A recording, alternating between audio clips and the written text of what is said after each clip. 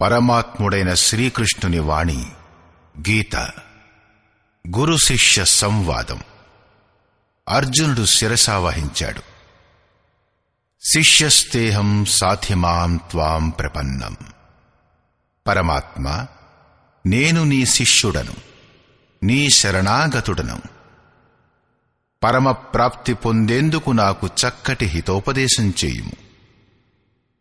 పరమగురువైన భగవానుని పాదపద్మాల చెంత గీతను ప్రారంభించే ముందు గురువందనం స్తుతించబడుచున్నది. ఓం శ్రీ సద్గురుదేవ్ భగవాన్ కీ జై.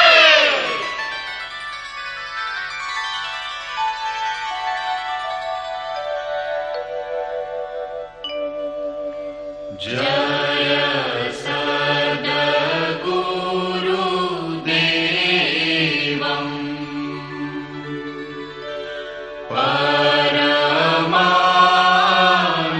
పరమానందం అమర శరీరం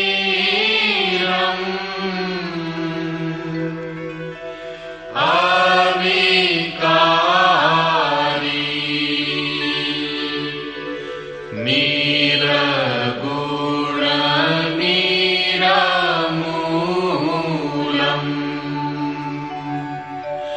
ధరీ స్థూలం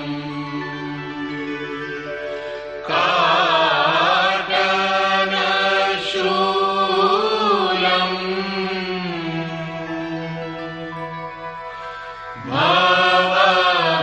భవభారీ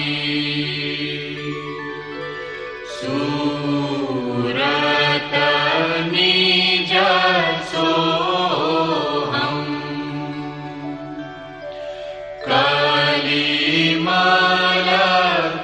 కలిమలకోహం జనమన మోహన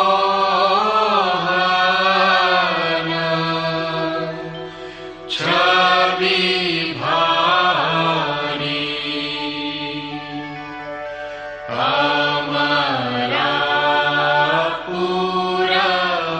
అమరాపురవాసి సబ సుఖ రాశి సదా ఏక రస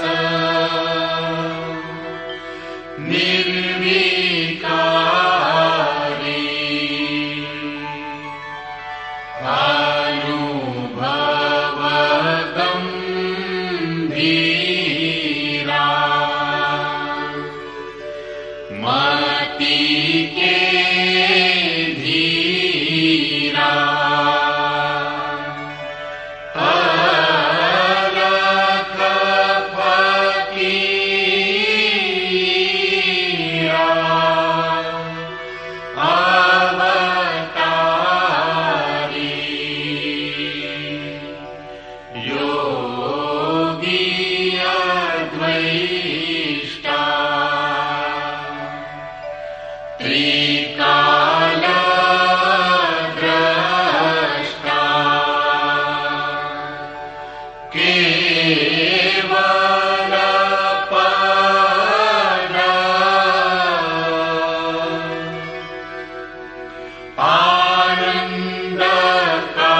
ఆనందకారి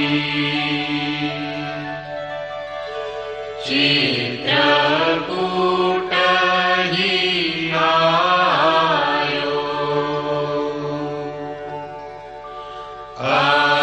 అద్వైత లఖాయో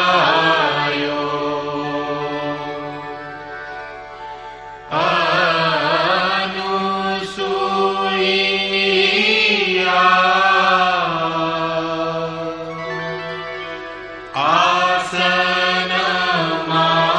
ఆసనమాయి శ్రీ పరమహంస స్వామి అంతర్యా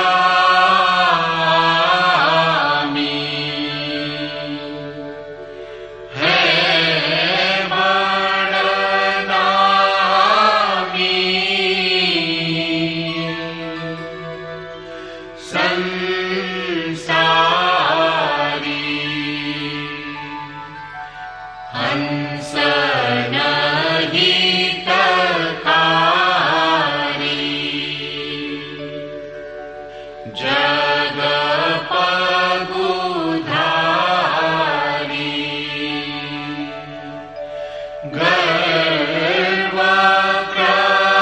गर्वप्रहारी उपकारी सतपन्थ चलायो भरम मिटायो रूप लखायो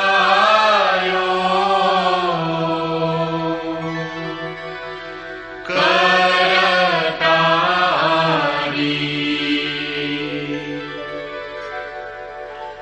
यह शिष्य है तेरो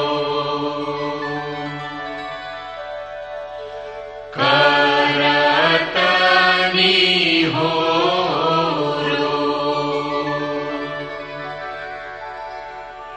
मोह पर हेरो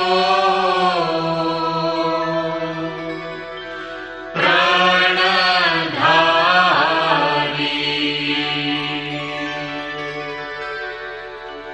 जय सद्गुरुदेवम्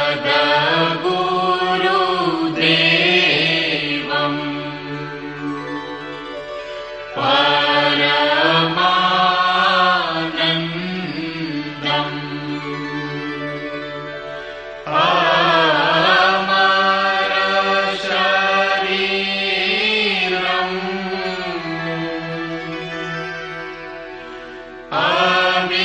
अविकारी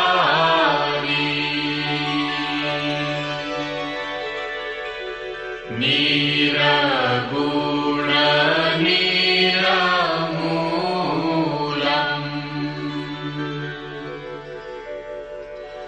धरी स्थूलम्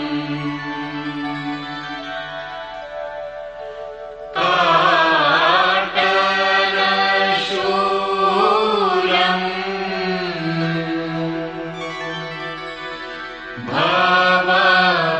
भवभारी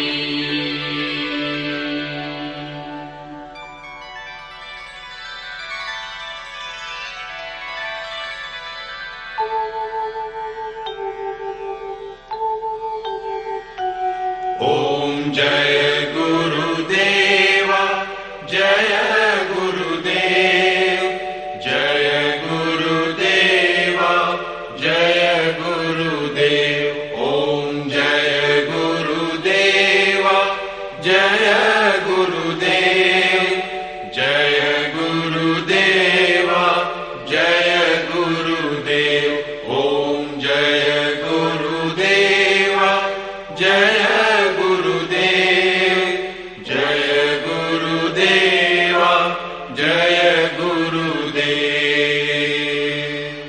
అమృతాంశమైన సోదర సోదరీమణులారా, ఏ మహాపురుషుడైతే సమస్త వేదాలను సంకలనం చేశాడో, వేదాంత శాస్త్రాన్ని వృద్ధిపరచాడో, మహాభారతం మరియు భాగవతం కృతులను శాస్త్ర రూపంగా ఏ గ్రంథానికైతే ప్రాధాన్యతనిచ్చాడో, ఆ గ్రంథమే శ్రీకృష్ణ భగవానుని భగవద్గీత. విభిన్న తరహాల పూజా పద్ధతులు, పరస్పర వైరుధ్య సంఘటనలు ధర్మం పేర ప్రచలితమైనవి. అయినా ధర్మం యొక్క లక్ష్యం ఒక్కటే, పరమాత్మ శోధన. కళ్యాణ స్వరూపుడైన పరమాత్మ ఒక్కడే. ఆయన్ని పొందే నిశ్చిత క్రియా పాలనా పద్ధతియే ధర్మం. పరమాత్మ ఒక్కడే అయినప్పుడు, ఆయన్ని పొందే మార్గం ఒక్కటే అయినప్పుడు అనేక మతాలెందుకు? ఈ సమాధానం కోసమే యథార్థ గీతా భావాంశపు ఈ గీతా ఆడియో సీడీ. ధర్మం యొక్క సరళ స్వరూపం మరియు దాన్ని పొందే విధానం క్రమబద్ధంగా ధృవీకరించిన క్రియా మరియు పూర్ణ వివరణ యోగేశ్వరుడైన శ్రీకృష్ణుని ఉపదేశమే గీత. సమస్త విశ్వ మహాపురుషులందరూ ఏ సాధనలు తెలియపరిచారో వాటన్నింటి నిగూఢ గోప్యమైన స్థితుల స్పష్టీకరణ కేవలం గీతలోనే ఉన్నాయి. కనుక సంపూర్ణ మానవ జాతికి కళ్యాణకారి అయిన అతర్క శాస్త్రమే ఈ గీత. మహాభారతంలో సంకేతమయ్యింది. యుద్ధానికి కౌరవ పాండవ సేనలు ఎప్పుడైతే ఎదురెదురుగా నిలుచున్నారో సంపూర్ణ నిశాచరులు కౌరవుల యందు ప్రవేశించారు. మరియు సర్వదేవతలు పాండవుల యందు ప్రవేశించారు. ఈ కథనం ప్రకారం వ్యాస మహర్షి స్పష్టం చేశాడు. గీతయందలి పాత్రలు దేవతలు మరియు అసురులు ప్రతీకాత్మలని. ప్రతి మనిషి అంతఃకరణంలో దైవీ మరియు ఆసురి ఈ రెండు ప్రవృత్తులు అనాది కాలం నుండి ఉన్నాయి. దైవిక శక్తి సంయోగంతో ఎప్పుడైతే మనుష్యుడు యథావిధి ఆత్మస్వరూపం వైపు మొగ్గుతాడో అప్పుడు కామం, క్రోధం, రాగద్వేషాలు మొదలగు ఆసురీ గుణాలన్నీ అడ్డుగా ఆవరిస్తాయి. వాటి నుండి తప్పుకొని నెగ్గడమే వాస్తవిక యుద్ధం. అర్జునునికి వికల్పాలు అంటే ఆయన దృష్టిలో శ్రేయస్సుకై ఉపాయాలు మెలిగాయి. కులధర్మం, పిండోదక క్రియ, వర్ణ సంకరాల నుండి, కులక్షయం నుండి కాపాడుకోవడం కోసమే, యుద్ధానికి సిద్ధంగా లేని కారణంగానే అతని అనుమానాలకు హితమైన సమాధానం కోసమే పరమాత్మునికి 18 అధ్యాయాలు గీతను అర్జునునికి ఉపదేశించవలసి వచ్చింది. చివరిగా పరమాత్ముడడిగాడు, ఇప్పుడు నీకు మోహం నశించిందా అని. అప్పుడు అర్జునుడు ఒప్పుకున్నాడు, పూర్తిగా నా మోహం నశించింది అని. నీ ఆజ్ఞను నీ ఉపదేశం ప్రకారం శిరసా వహిస్తాను అన్నాడు. ఇది కేవలం అర్జునునికి కలిగిన అజ్ఞానం కాదు, మానవ మాతృలందరికీ వర్తించే శంకయే. ఏది శ్రేయస్సు, దాన్ని పొందడమెలా? కనుకనే స్త్రీ పురుష ఆబాల వృద్ధ సర్వ మానవాళికి గీత యొక్క 18 అధ్యాయాల పఠనం నియమానుసారం అవసరం. తద్వారా బ్రహ్మ విధి స్మృతి సురక్షితమగుగాక. అటులనే పిల్లలలో లోక కళ్యాణ సంస్కారాలు మెలుగుగాక. ఈ గీతాజ్ఞానం అవగాహన లేక ఏ మనుష్యుడైనా ఈశ్వరుని పథాన్ని చేరలేడు. అక్షయ సుఖము, శాశ్వత శాంతి, లోకులలో సమృద్ధి మూలసూత్ర సమాధానార్థమై ఈ ఆడియో సీడీలు సంకలనం చేయబడినవి. వీటిని శ్రవణం చేయడం ద్వారా సంపూర్ణ పరివారం, స్వజన సముదాయం సంస్కారవంతులవుతారు. ప్రపంచంలో మనుష్యుడెక్కడున్నా సరే వారికై ఈ గీత సదైవ అమృతవాణి. గీత మనకు పరమశాస్త్రం. గౌరవమైన విషయం 5000 సంవత్సరాల కన్నా అధికమై కాలాంతరం తర్వాతనైనా కూడా శ్రీకృష్ణుని యథార్థ గీత మన ముందు సన్ముఖమై ఉంది. జన్మజన్మల బంధ విముక్తులై స్వచ్ఛమైన మనస్తత్వ చింతనతో ప్రశస్తమైన మార్గాన్ని అవలంబించడం కోసమే ఈ ఆడియో సీడీల ప్రసారణ. వీటిని అందరూ సద్వినియోగపరుచుకోగలరు.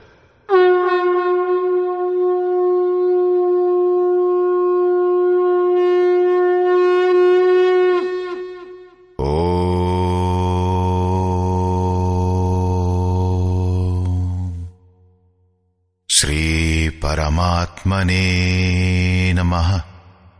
యథార్థ గీత, శ్రీమద్భగవద్గీత, ప్రథమ అధ్యాయం.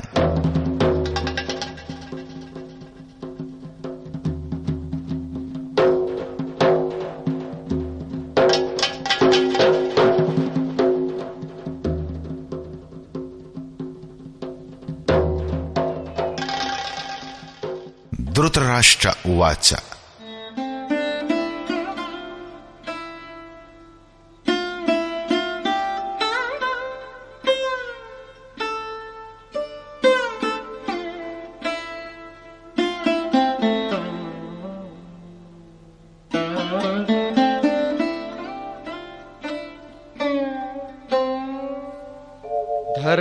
ధర్మక్షేత్రే కురుక్షేత్రే సమవేతాయుయుత్సవః మామకాః పాండవాశ్చైవ కిమకుర్వత సంజయ. ధృతరాష్ట్రుడు సంజయుణ్ణి అడిగాడు, ఓ సంజయ, ధర్మక్షేత్రమైన కురుక్షేత్రంలో ఒక్కచోట చేరి యుద్ధం చేయు కోరిక గలవారైన నావారు మరియు పాండుపుత్రులు ఏం చేశారు? అజ్ఞానరూపుడైన వాడు ధృతరాష్ట్రుడు, సంయమరూపి అయినవాడు సంజయుడు.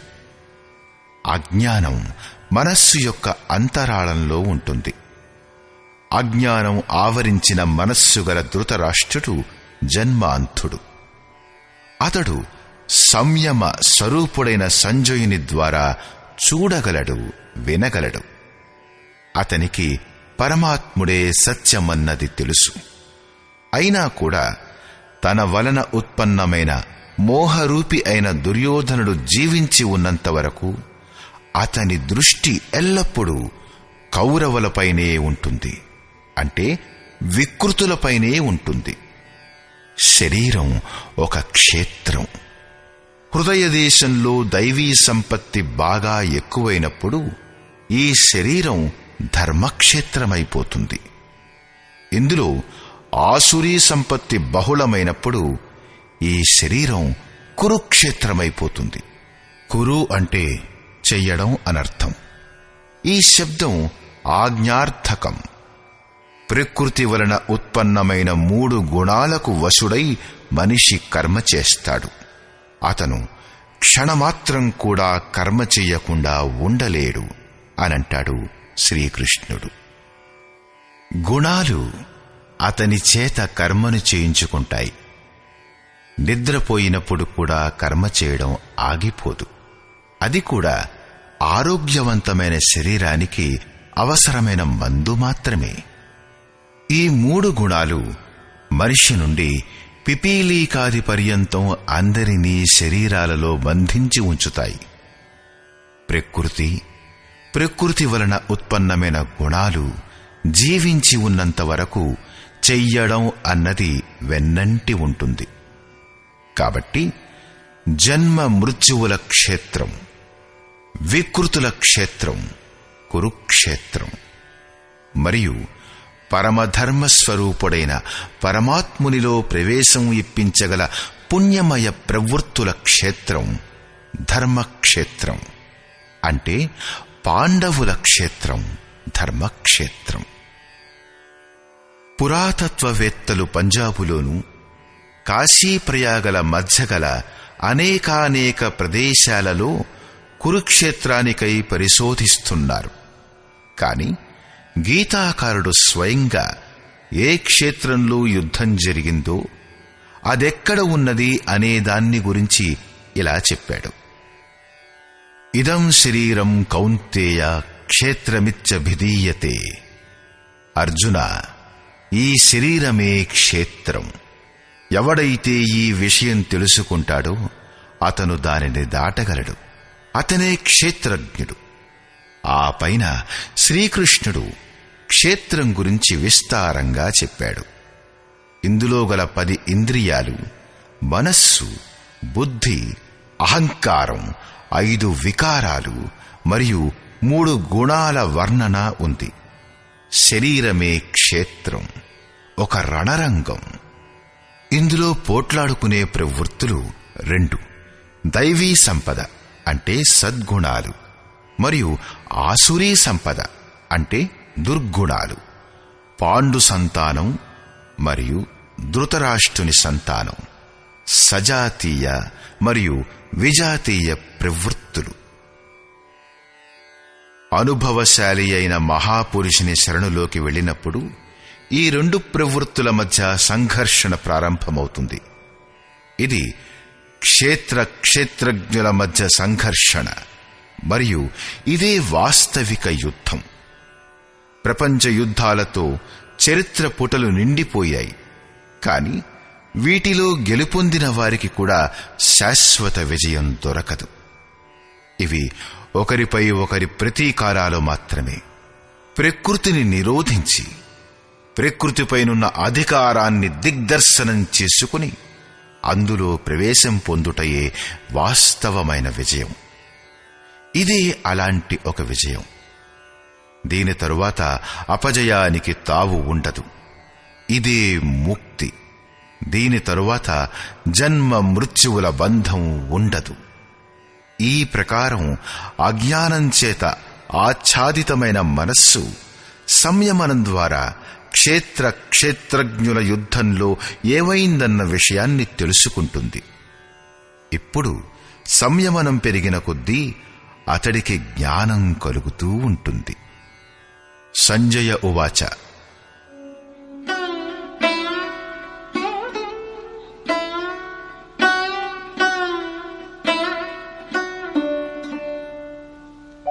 దృష్ట్వా తు పాండవానీకం వ్యూఢం దుర్యోధనస్తదా ఆచార్యముపసంగమ్య రాజా వచనమబ్రవీత్. ఆ సమయంలో దుర్యోధనరాజు వ్యూహముగా పన్నియున్న పాండవుల సైన్యమును చూసి ద్రోణాచార్యుని సమీపించి ఈ విధంగా చెప్పాడు. ద్వైత ఆచరణమే ద్రోణాచార్యుడు. ఎప్పుడైతే మనం పరమాత్ముడి నుంచి వేరుపడ్డాము అన్న విషయం తెలుస్తుందో ఇదే ద్వైతం యొక్క భ్రాంతి. అప్పుడే అతని ప్రాప్తికై తపన మొదలవుతుంది. అప్పుడే మనం గురువు కొరకు వెదుగుతూ ఉంటాం. రెండు ప్రవృత్తుల మధ్య ఇదే ప్రాథమిక గురువు. ఆ తర్వాతి గురువు యోగేశ్వరుడైన శ్రీకృష్ణుడే అవుతాడు. అతడు యోగస్థితిని పొందినవాడు. రాజైన దుర్యోధనుడు ఆచార్యుని వద్దకు వెడతాడు. దుర్యోధనుడు మోహరూపుడు. మోహం అన్ని వ్యాధులకి మూలం. వాటికి రాజు దుర్యోధనుడు. దుర్ అంటే దూషితం, యోధన్ అంటే ఆధనం. ఆత్మిక సంపత్తియే స్థిర సంపత్తి. అందులో దోషాన్ని ఉత్పన్నం చేసేదే మోహం. ఇది ప్రకృతి వైపు ఆకర్షిస్తుంది మరియు వాస్తవికతను తెలుసుకోవడానికి కూడా ప్రేరణనిస్తుంది. మోహం ఉన్నంతవరకే అడగటానికి ప్రశ్నలుంటాయి. అదే లేకపోతే అందరూ పరిపూర్ణులే. అందుచేత వ్యూహ రచనతో కూడిన పాండవ సేనను చూసి, అంటే పుణ్యం చేత ప్రవహించి వచ్చిన సజాతీయ ప్రవృత్తులు సంఘటితమవడం చూసి మోహరూపి అయిన దుర్యోధనుడు ప్రథమ గురువు అయిన ద్రోణుని వద్దకు వెళ్లి ఇలా అంటాడు. పశ్యైతాం పాండుపుత్రాణాం ఆచార్యమహతీం చమూ వ్యూఢాం ద్రుపదపుత్రేణ తవ శిష్యేణ ధీమతా. ఓ ఆచార్య, మీ శిష్యుడును బుద్ధిమంతుడును అగు ద్రుపద పుత్రుడు దృష్టద్యుమ్నుని చేత వ్యూహాకారంలో నిలబడి ఉన్న ఈ పాండుపుత్రుల గొప్ప సైన్యాన్ని చూడండి. శాశ్వతమైన అచలమైన పథంలో స్థిరత్వాన్ని పెంపొందించే దృఢమైన మనస్సే దృష్టద్యుమ్నుడు. అతడే పుణ్య ప్రవృత్తులకు నాయకుడు. సాధన కఠినం కాదు, మనస్సు యొక్క దృఢత్వం కఠోరం కావాలి. ఇప్పుడు సైన్యం యొక్క విస్తృతిని చూడండి.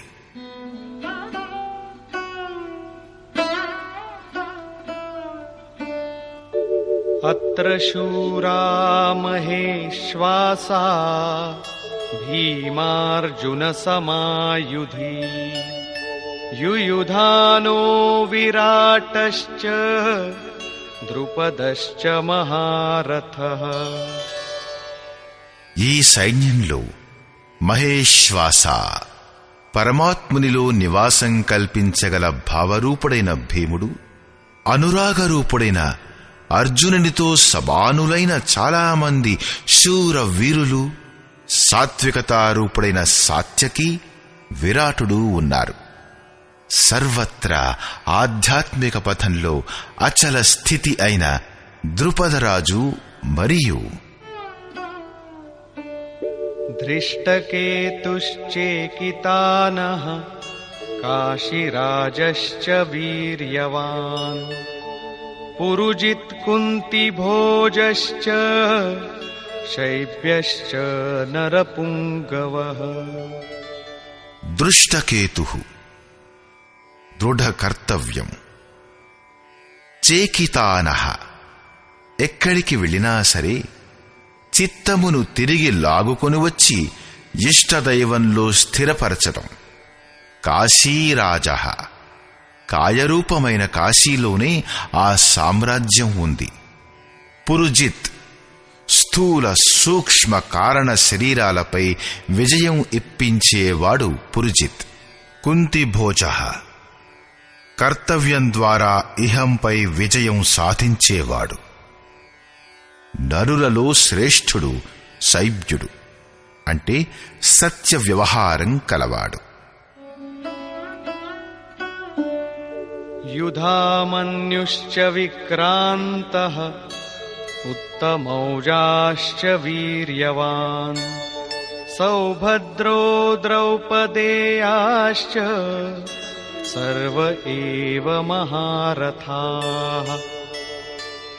మరియు పరాక్రమవంతుడైన యుధామన్యు, యుద్ధానికి అనుగుణంగా మనస్సు ధారణ చేయువాడు.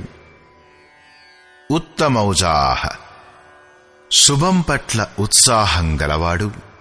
సుభద్రాపుత్రుడైన అభిమన్యుడు మొదలగువారున్నారు.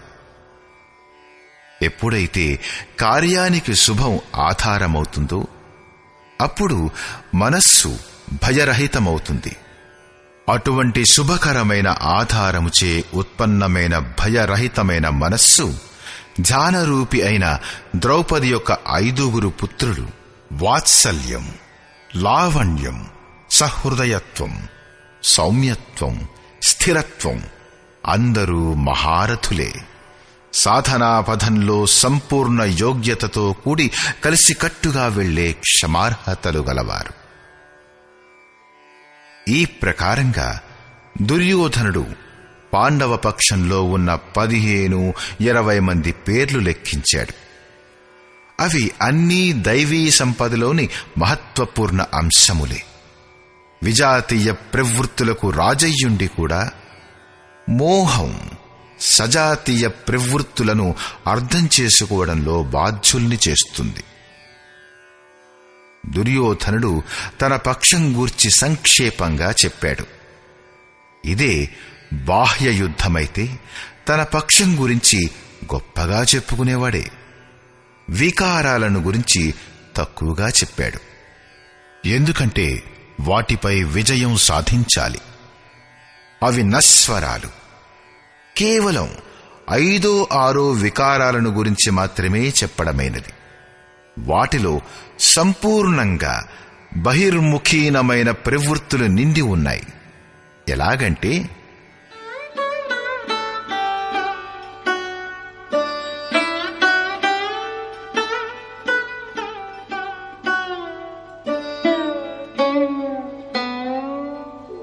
अस्माकं तु विशिष्टाये तान्निबोध द्विजोत्तम नायका मम सैन्यस्य संज्ञार्थं तान् ब्रवीमि ते.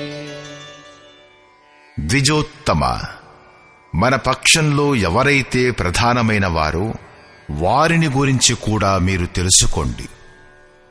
మీరు తెలుసుకునేందుకై నా సైన్యంలోని నాయకులను గురించి చెబుతాను.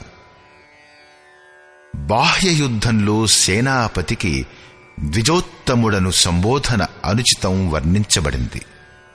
నిజానికి గీతలో మనస్సు యొక్క 2 ప్రవృత్తుల యొక్క సంఘర్షణం. వాటిలో ద్వైతం యొక్క ఆచరణమే ద్రోణుడు. మనం లేశమాత్రంగానైనా ఆరాధ్య దైవం నుంచి వేరుగా ఉన్నంత వరకు ప్రకృతి ఉంటుంది, ద్వైతం ఉంటుంది. ఈ ద్వితంపై విజయం పొందాలనే ప్రేరణ ప్రథమ గురువైన ద్రోణాచార్యుడి నుంచే లభిస్తుంది. అసంపూర్ణ జ్ఞానమే పూర్ణంగా తెలుసుకోవడానికి ప్రేరణను కలిగిస్తుంది. అది పూజాస్థలం కాదు. అక్కడ శౌర్య సూచకమైన సంబోధనమే ఉండాలి. విజాతీయ ప్రవృత్తులకు నాయకులు ఎవరెవరు?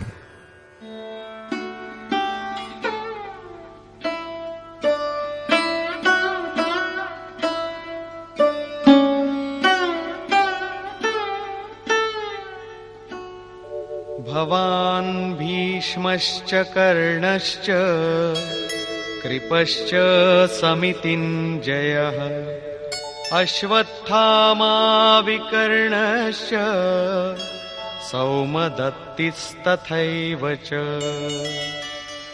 ఒకరు స్వయంగా మీరే, అంటే ద్వైత ఆచరణయే ద్రోణాచార్యుడు.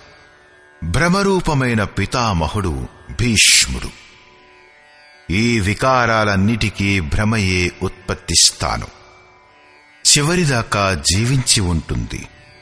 అందుకనే పితామహుడు మొత్తం సైన్యం నశించిపోయినా జీవించే ఉన్నాడు. అంపశయ్యపై అచేతనంగా పడి ఉన్నా జీవించే ఉన్నాడు. భ్రమరూపమైన భీష్ముడు అంటే ఇదే భ్రమ ఆఖరి వరకు ఉంటుంది. ఇదే విధంగా విజాతీయ కర్మరూపి అయిన కర్ణుడు, సంగ్రామ విజయ స్వరూపుడైన కృపాచార్యుడు. సాధనావస్థలో సాధకుని ద్వారా కృపకు పూనుకునే ఆచరణయే కృపాచార్యుడు. భగవంతుడు కృపాధాముడు. అతణ్ణి పొందిన పిదప యోగి కూడా అదే స్వరూపం పొందుతాడు. కాని సాధనాకాలంలో మనం వేరు, పరమాత్మ వేరు అని అనుకున్నంత వరకు విజాతీయ ప్రవృత్తి జీవించే ఉంటుంది. మోహం నలువైపులా ఆవరించుకుని ఉంటుంది. ఇటువంటి పరిస్థితులలో గనక సాధకుడు కృపాచారణ చూపిస్తే అతను నశించిపోతాడు. సీత కొంత దయ చూపించింది. అందుచేత కొంతకాలం వరకు లంకలో ప్రాయశ్చిత్తం చేసుకోవలసి వచ్చింది. విశ్వామిత్రుడు దయార్ద్రుడై పతితుడైపోయాడు. యోగ సూత్రకారుడు పతంజలి కూడా ఇదే అంటాడు. తే సమాధాం వ్యుపసర్గా వ్యుత్థానే సిద్ధయః. వ్యుత్థాన కాలంలో సిద్ధులు ప్రకటితమవుతాయి. అవి వాస్తవంగానే సిద్ధులు.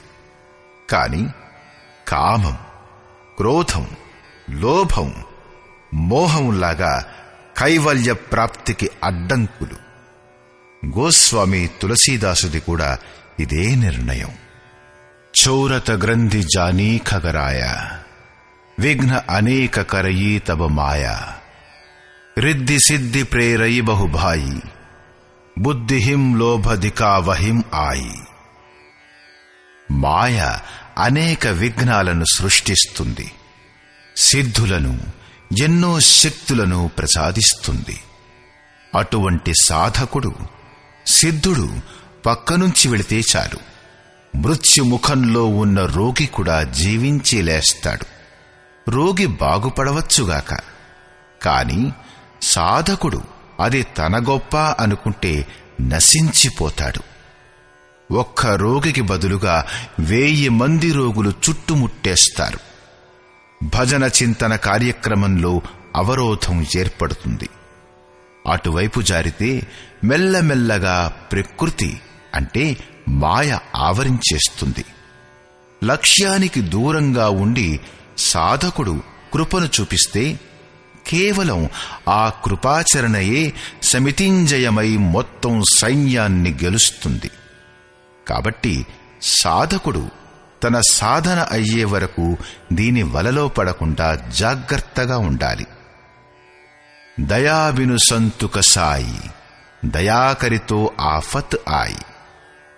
దయలేని సాధువు కసాయిలాంటివాడు. కాని దయ చూపిస్తే ప్రమాదం ముంచుకొస్తుంది. కాని అసంపూర్ణావస్థలో విజాతీయ ప్రవృత్తులలో ఇది దుర్దర్శ యోధిని వంటిది. ఇదే ప్రకారంగా ఆసక్తి రూపుడైన అశ్వత్థామ, వికల్పరూపుడైన వికర్ణుడు, భ్రమ అయిన శ్వాస వంటి భూరిశ్రవుడు, వీరందరూ బహిర్ముఖీనమైన ప్రవాహానికి నాయకులు.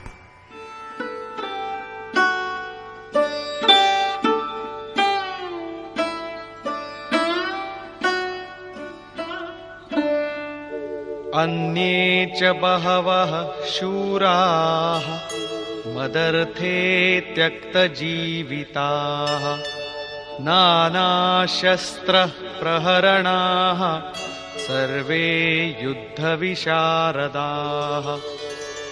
మరియు చాలా మంది శూర వీరులు అనేక శస్త్రాలతో యుక్తులై నా కొరకు జీవితంపై ఆశను త్యజించి యుద్ధానికి సిద్ధంగా నిలబడ్డారు. అందరూ నా కోసం ప్రాణాల్ని త్యాగం చేసేవారే, కాని వారి యొక్క సంఖ్యను సరిగ్గా లెక్కపెట్టలేదు. ఇప్పుడు ఏ సైన్యం ఏ భావాల మూలంగా సురక్షితమై ఉంది? దీనిని గురించి ఇలా చెప్పాడు: అపర్యాప్తం తదస్మాకం బలం భీష్మాభిరక్షితం పర్యాప్తం త్విదమేతేషాం బలం భీమాభిరక్షితం. భీష్ముడి ద్వారా రక్షించబడుతున్న మన సైన్యం అన్ని విధాలుగా అజేయం మరియు భీముడి ద్వారా రక్షించబడుతున్న సైన్యాన్ని గెలవడం సులభం. పర్యాప్తం మరియు అపర్యాప్తం వంటి శ్లిష్ట శబ్దాల ప్రయోగం దుర్యోధనుడి భయాకులతను వ్యక్తం చేస్తుంది. అందుచేత ఇప్పుడు కౌరవులు ఆధారపడుతున్న భీష్ముడు ఎటువంటి శక్తి గలవాడు, పాండవులందరూ ఆధారపడుతున్న భీముడు ఎటువంటి శక్తి అంటే దైవీ సంపద కలవాడు అని ఆలోచించాలి. దుర్యోధనుడు తమ యుద్ధ వ్యవస్థను ఇలా వివరించాడు: అయనేషు చ సర్వేషు యథా భాగమవస్థితాః భీష్మమేవాభిరక్షन्तు భవంతః సర్వ ఏవ హి. కాబట్టి అందరూ సేనలో తమ తమ నియత స్థానాలలో ఉంటూ భీష్ముణ్ణి అన్ని వైపుల నుండి రక్షించండి. భీష్ముడు జీవించి ఉన్నట్లయితే మనం అజేయులమే. కాబట్టి మీరు పాండవులతో పోరాడక కేవలం భీష్ముణ్ణి మాత్రమే రక్షించండి. భీష్ముడు స్వయంగా తనను రక్షించుకోలేని యోధుడా? కౌరవులకు అతని రక్షణ చెయ్యవలసి వచ్చింది. అతను బాహ్య యోధుడు కాడు. భ్రమ యొక్క ప్రతిరూపమే భీష్ముడు. భ్రమ జీవించి ఉన్నంత వరకు విజాతీయ ప్రవృత్తులు అజేయములు, అంటే కౌరవులు అజేయులు. అజేయుడు అంటే అర్థం గెలవ శక్యం కాని వాడని కాదు. అసలు అజేయుడంటే దుర్జయుడని అర్థం, అంటే అతన్ని గెలవడం కష్టతరమని అర్థం. మహా అజయ సంసార రిపు జీతి సకయీ సోబీర్. సంసారం మహా అజయం, వీరుడే దానిపై గెలుపొందగలడు. భ్రమ సమాప్తమైపోతే అవిద్య అస్తిత్వహీనమైపోతుంది. ఆంశిక రూపంలో మిగిలి ఉన్న మోహం మొదలైనవి శీఘ్రంగానే నశించిపోతాయి. భీష్మునిది ఇచ్ఛా మృత్యువు. కోరికే భ్రమ. కోరికలు నశించిపోవడం అన్నా భ్రమ నశించిపోవడం అన్నా ఒక్కటే. దీనినే సంత్ కబీర్ సరళంగా ఇలా చెప్పాడు: ఇచ్ఛా కాయ ఇచ్ఛా మాయ ఇచ్ఛా జగ ఉపజాయ కహ కబీర్ జే ఇచ్ఛా వివర్జిత తాకాపారన పాయ.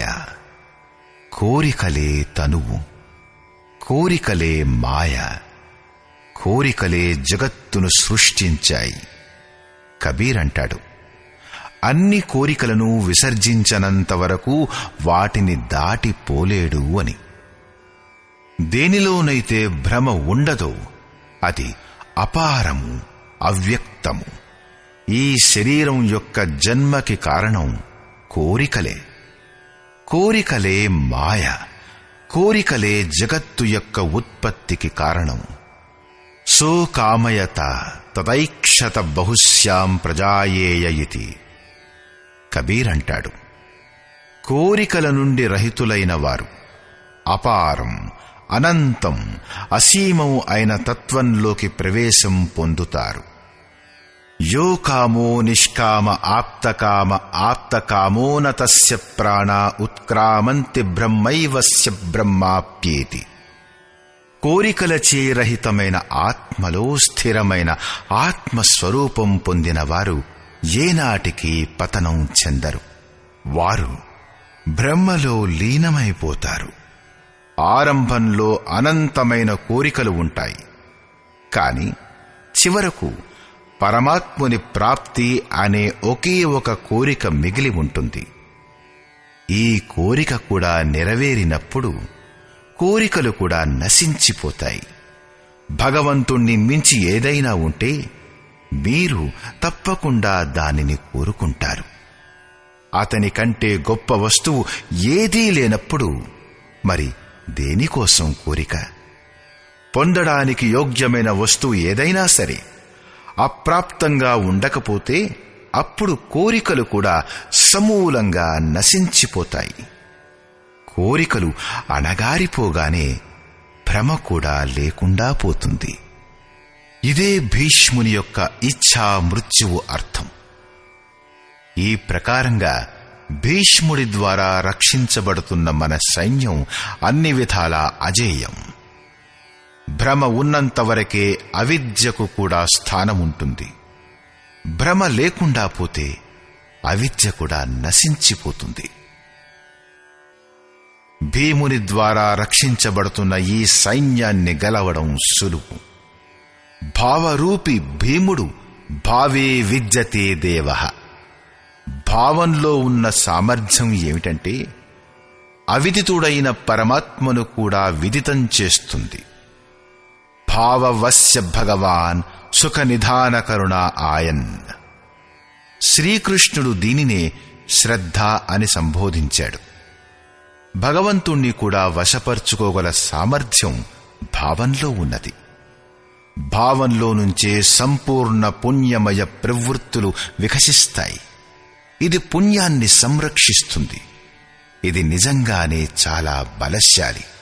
ఎందుకంటే పరమదేవుడైన పరమాత్ముణ్ణి కూడా సాధ్యం చేస్తుంది. కాని అంతే కోమలమైంది కూడా. ఈవేళ ఉన్న భావం రేపు అభావంలోకి మారడానికి ఎక్కువ వ్యవధానం పట్టదు. ఈరోజు మీరందరూ స్వామీజీ చాలా మంచివారు అని అనవచ్చు. రేపు మీరే గొణగవచ్చు, ఆయన పాయసం తింటూ ఉండగా మేం చూశాము అని. घास पात जे खात हैम तिन्हहीम सतावई काम दूध मलाई कात जे तिनकी जाने राम. ఆకులు అలములు తినే జంతువులు కామబాధలకు గురవుతాయి. పాలు మేగడలు మెక్కే వారి దుర్గతి ఆ దేవుడికే తెలియాలి.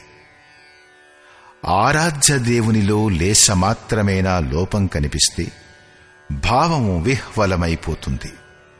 పుణ్యమయ ప్రవృత్తులు విచలితమైపోతాయి. ఇష్టదైవంతో సంబంధం విడిపోతుంది. కాబట్టి భీముని ద్వారా రక్షించబడుతున్న ఈ సైన్యాన్ని గెలవడం సులభం. పతంజలి మహర్షి కూడా ఇదే చెప్పాడు. సతు దీర్ఘకాల నైరంతర్య సత్కారా సేవితో దృఢభూమి.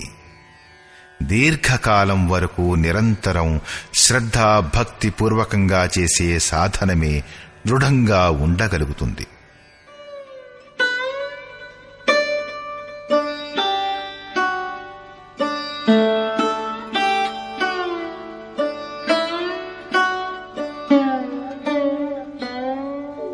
తస్య సంజనయన్ హర్షం కురు వృద్ధః పితామహః సింహనాదం వినద్యోచ్చైః శంఖం దద్మౌ ప్రతాపవాన్.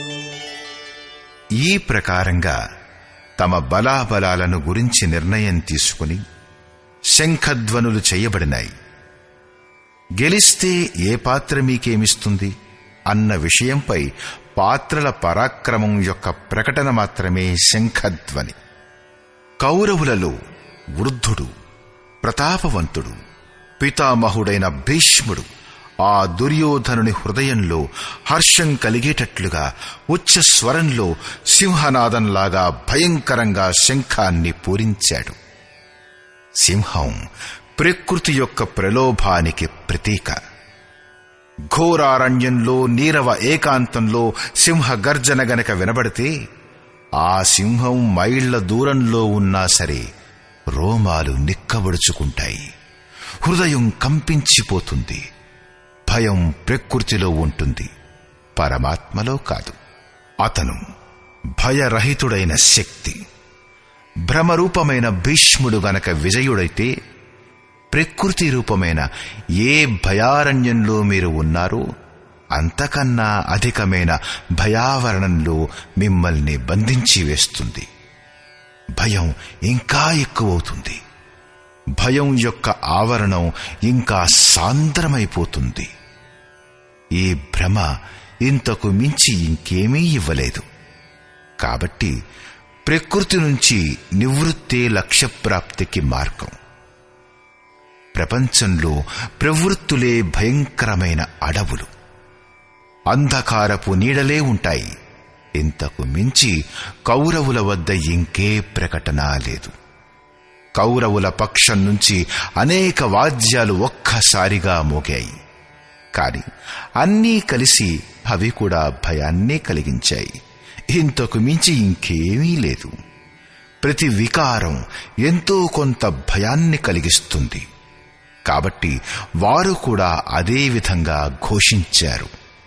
తతః శంఖాశ్చ భేర్యశ్చ పణవానకగోముఖాః సహసైవాభ్యహన్యంత సశబ్దస్తు ములోభవత్. తదనంతరం అనేక శంఖాలు, నగారాలు, డోళ్లు మొదలగు అనేక వాయిద్యాలు ఒకేసారిగా వాయించబడ్డాయి. వాటి శబ్దం కూడా అతి భయంకరంగా ఉండింది. భయం కలిగించటం తప్ప కౌరవులది ఇంకొక ప్రకటన లేదు. బహిర్ముఖీనమైన విజాతీయ ప్రవృత్తులు సఫలమైతే మోహమయమైన బంధం మరింత సాంద్రమైపోతుంది.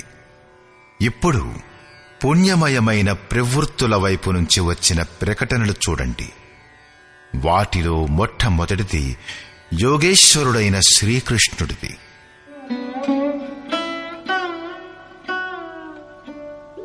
తతః శ్వేతైర్హయైర్యుక్తే మహతి స్యందనే స్థితౌ మాధవః పాండవశ్చైవ దివ్యౌ శంఖౌ ప్రదధ్మతు. దీని తరువాత శ్వేత అశ్వములతో యుక్తమైన రథంలు. వీటిలో లేశమాత్రం కూడా నలుపుగాని దోషంగానీ లేదు. శ్వేతం సాత్వికానికి, నిర్మలత్వానికి ప్రతీక. మహతిస్యందనే మహారథముపై కూర్చున్న యోగేశ్వరుడైన శ్రీకృష్ణుడు, అర్జునుడు కూడా అలౌకికమైన శంఖాలను పూరించారు. అలౌకిక అంటే ఈ లోకం కన్నా పైది. మృత్యులోకం, దేవలోకం, బ్రహ్మలోకం ఎక్కడి వరకైతే జన్మ మరణాల భయముందో ఆ సమస్త లోకాల కన్నా పైది పారలౌకికం. పారమార్థిక స్థితిని ప్రదానం చేసే ప్రకటనను యోగేశ్వరుడైన శ్రీకృష్ణుడు చేశాడు. బంగారం, వెండి, కొయ్యతో చేసిన రథం కాదు. ఆ రథం అలౌకికం, ఆ శంఖం అలౌకికం. కనుక ప్రకటన కూడా అలౌకికమే. లోకాలన్నిటికీ అతీతంగా ఒక బ్రహ్మ మాత్రమే ఉన్నాడు. నేరుగా అతనితో సంపర్కాన్ని స్థాపింపచేసే ప్రకటన అది. అతను ఆ స్థితిని ఎలా ప్రదానం చేస్తాడు?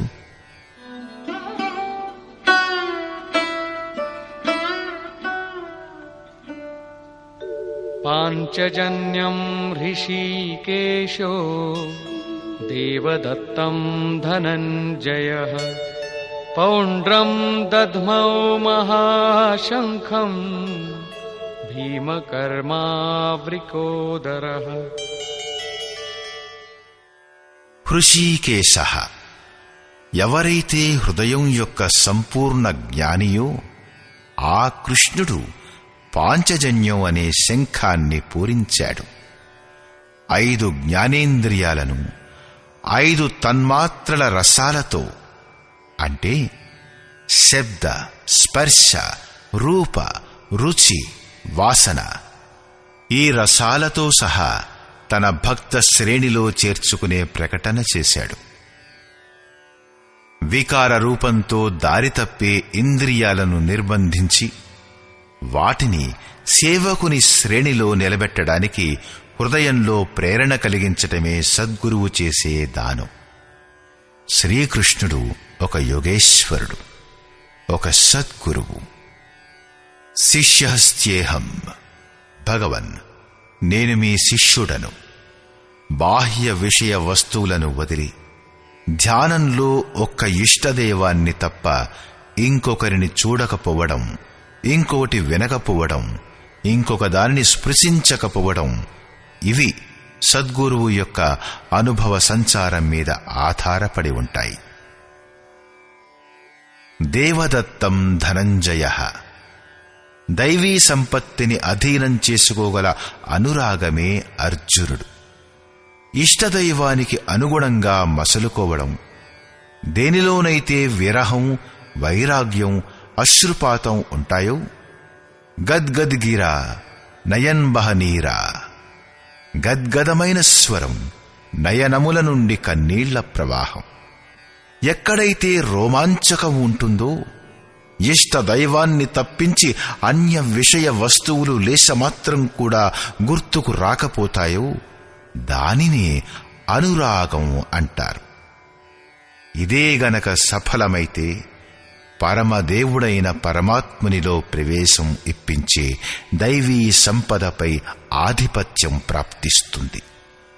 దీనికే 2వ పేరు ధనంజయుడు. ఒక ధనం బాహ్య సంపత్తి. దీని వలన శరీర పోషణ జరుగుతుంది. ఆత్మకు దీనితో ఎటువంటి సంబంధమూ లేదు. దీనిని మించిన స్థిర ఆత్మిక సంపత్తే నిజమైన సంపద. బృహదారణ్యకోపనిషత్తులో యాజ్ఞవల్క్యుడు మైత్రీయికి ఇదే బోధించాడు. ధనంతో సంపన్నమైన పృథ్వీపై ఆధిపత్యం వల్ల కూడా అమృతతత్వ ప్రాప్తి రాజాలదు. దానికి ఒకే ఒక ఉపాయం, ఆత్మిక సంపద మాత్రమే. భయానకమైన కర్మలు చేసే భీమసేనుడు పౌండ్రం అంటే ప్రీతి అనే పేరుగల మహాశంఖాన్ని పూరించాడు. భావం యొక్క ఉద్గమ నివాస స్థానం హృదయం. కాబట్టి దీని పేరు వృకోదరం. మీ యొక్క భావం, ఆసక్తి పిల్లలపై ఉంటుంది. కాని వాస్తవానికి ఆ ప్రేమ మీ హృదయంలో ఉంటూ మీ పిల్లల్లో మూర్తీభవిస్తుంది. ఈ భావం మహాబలవత్తరమైనది. అదే ప్రీతి అనే పేరుగల మహాశంఖాన్ని పూరించింది. భావంలోనే ఈ ప్రీతి నిహితమై ఉంటుంది. కాబట్టి భీముడు ప్రీతి పేరుగల మహాశంఖాన్ని పూరించాడు. భావం మహత్తరమైన బలశాలి. కాని దాని సంచారం ప్రీతి ద్వారానే జరుగుతుంది. హరివ్యాపక సర్వత్ర సమాన.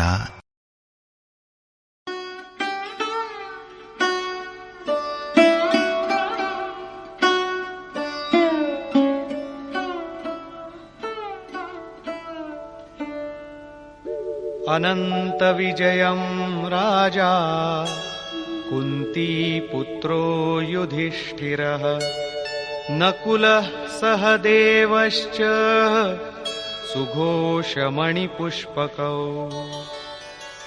కుంతీపుత్రుడు యుధిష్ఠిర మహారాజు అనంత విజయం అను పేరుగల శంఖాన్ని పూరించాడు. కర్తవ్యానికి రూపమైన కుంతి మరియు ధర్మానికి రూపమైన యుధిష్ఠిరుడు. ధర్మం మీద పట్టు ఉంటే అది అనంత విజయం, అనంత పరమాత్మునిలో స్థితిని కలిగిస్తుంది. యుద్ధే స్థిరః యుధిష్ఠిరః. ప్రకృతి పురుషుడు క్షేత్రజ్ఞుల సంఘర్షణలో స్థిరంగా ఉంటే, మహాదుఃఖం వలన కూడా విచలితులవ్వకపోతే, ఒకరోజు ఏదైతే అనంతమో, దేనికైతే అంతం లేదో అటువంటి పరమతత్వం అయిన పరమాత్మునిపై విజయం లభింపచేస్తుంది. నియమస్వరూపుడైన నకులుడు సుఘోషం అనే పేరుగల శంఖాన్ని పూరించాడు. నియమం ఉన్నతమవుతూ ఉంటే అశుభం నశిస్తూ పోతుంది, శుభం ప్రకటితమవుతూ ఉంటుంది. సత్సంగ రూపుడైన సహదేవుడు మణిపుష్పకం శంఖాన్ని పూరించాడు. మనీషులు ప్రతి శ్వాసను బహుమూల్యమైన మణి అని అన్నారు. హీరా జైసీ శ్వాస బాతో మే బీతీ జాయ్. మణి వంటి శ్వాస మాటలలో వ్యర్థమైపోతుంది. సత్పురుషుల వాక్కులను వినగలిగితే అది ఒక సత్సంగం. కాని యథార్థమైన సత్సంగం ఆంతరికమైనది. శ్రీకృష్ణుని వాక్కుల ప్రకారం ఆత్మయే సత్యం, సనాతనం. చిత్తం అన్ని వైపుల నుంచి కూడా కట్టుబడి ఆత్మతో సాంగత్యం చేస్తే అదే వాస్తవిక సత్సంగం. ఈ సత్సంగం చింతన, ధ్యానం మరియు సమాధితుల అభ్యాసం ద్వారా లభిస్తుంది.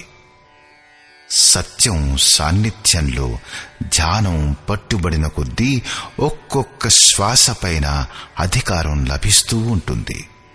మనస్సుతో సహా ఇంద్రియాలు నిరోధించబడుతూ ఉంటాయి. ఏ రోజైతే అవి పూర్తిగా నిరోధించబడతాయో అప్పుడు అసలు వస్తువు ప్రాప్తిస్తుంది. వాద్యయంత్రాలలాగా చిత్తం ఆత్మతో, స్వరంతో స్వరం కలిపి మిళితమైపోవడమే సత్సంగం. భౌతికమైన మణి కఠినమైనది, కాని శ్వాస అనే మణి పుష్పం కంటే కూడా కోమలమైనది. పుష్పం పూర్తిగా వికసించిన తరువాత, లేకపోతే కోసిన తర్వాతనే వాడిపోతుంది. కాని మీరు తరువాతి శ్వాస వరకు జీవించి ఉంటారనే గ్యారెంటీ ఇవ్వలేరు. కాని సత్సంగం సఫలమైతే అది ప్రతి శ్వాసపై అధికారాన్నిచ్చి పరమ లక్ష్య ప్రాప్తి కలిగిస్తుంది. దీని తరువాత పాండవుల నుంచి మరింకే ప్రకటన లేదు. కాని ప్రతి సాధనం నిర్మలత్వం యొక్క మార్గంలో ఎంతో కొంత దూరం నడిపిస్తుంది.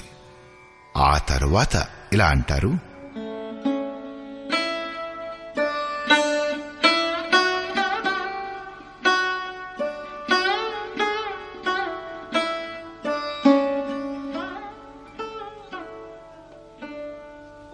काश्यश्च परमेश्वासः शिखण्डी च महारथः धृष्टद्युम्नो विराटश्च सात्यकिश्चापराजितः. శరీర రూపమైనది కాశీ. ఎప్పుడైతే పురుషుడు అన్ని వైపుల నుండి మనస్సుతో సహా ఇంద్రియాల్ని కూడగట్టుకుని కాయంలోనే కేంద్రీకృతమవుతాడో అప్పుడు పరమేశ్వాస, పరమాత్మునిలో నివసించడానికి అధికారవుతాడు. పరమాత్మునిలో నివాసం ఇప్పించగల సామర్థ్యం గల కాయమే కాశీ. కాయంలోనే పరమాత్ముని నివాసం. పరమేశ్వాస అంటే అర్థం శ్రేష్టమైన ధనస్సు గలవాడని కాదు. పరమ ప్లస్ ఈశ ప్లస్ వాస అని ఆ సమాసానికి అర్థం. శిఖాసూత్రం యొక్క త్యాగమే శిఖండి. ఈ రోజుల్లో మనుష్యులు తలపై జుట్టును గొరిగించుకుని సూత్రం పేరు మీద మెడలోని జంధ్యాన్ని తొలగించేసి అగ్నిని ప్రజ్వలించడం అంటే హోమం చేయడం మానేస్తారు. దానితో వారి సన్యాసం పూర్తయిపోయింది. అలా కానే కాదు. వాస్తవానికి శిఖ మీరు పొందవలసిన లక్ష్యానికి ప్రతీకం మరియు సూత్రం సంస్కారాలకు ప్రతీకం. ఎప్పటి వరకు పరమాత్ముని పొందడం మిగిలి ఉందో సంస్కారాల సూత్రం తగులుకుని ఉంది. మరి ఇక త్యాగం ఎలా సాధ్యపడుతుంది? సన్యాసం ఎలా సంభవమవుతుంది? ఇంకా అతడు పథికుడే. ఎప్పుడైతే ప్రాప్తవ్యం లభించిపోతుందో, తగులుకొని ఉన్న సంస్కారాల సూత్రం తెగిపోతుందో, అటువంటి పరిస్థితిలో భ్రమ పూర్తిగా లుప్తమైపోతుంది. కాబట్టి శిఖండియే భ్రమకు ప్రతిరూపమైన భీష్ముణ్ణి నాశనం చేయగలడు. శిఖండి చింతనా పథంలో ఒక విశిష్ట యోగ్యత గల మహారథికుడు. దృష్టద్యుమ్న దృఢమైన అచంచలమైన మనస్సు, విరాట సర్వతా విరాట్ స్వరూపుడైన ఈశ్వరుడి ప్రసారాన్ని చూడగల సామర్థ్యం మొదలగునవి దైవీ సంపదలో ప్రముఖ గుణాలు. సాత్వికతయే సాత్యకి. సత్యంపై చింతనా ప్రవృత్తి అంటే సాత్వికత ఉంటే ఎప్పటికీ పతనం సంభవించదు. ఈ సంఘర్షణలో పరాజితుణ్ణి కానివ్వదు.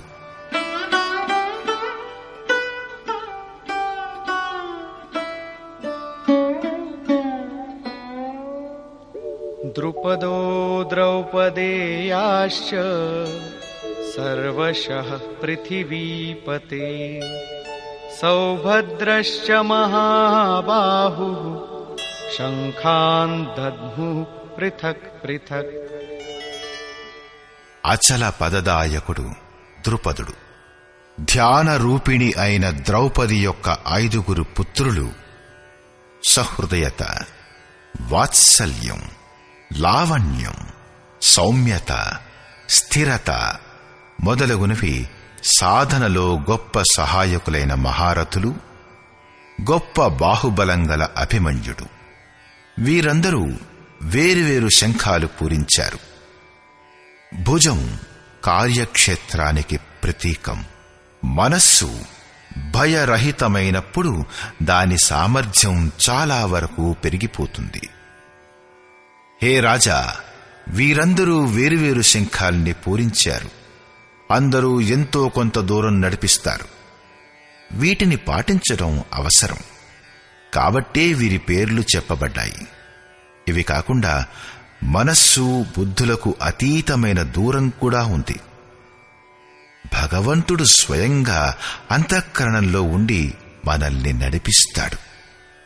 ఇటు దృష్టిగా మారి ఆత్మలో నిలబడతాడు, అటు స్వయంగా ఎదురుగా నిలబడి తనను పరిచయం చేసుకుంటాడు.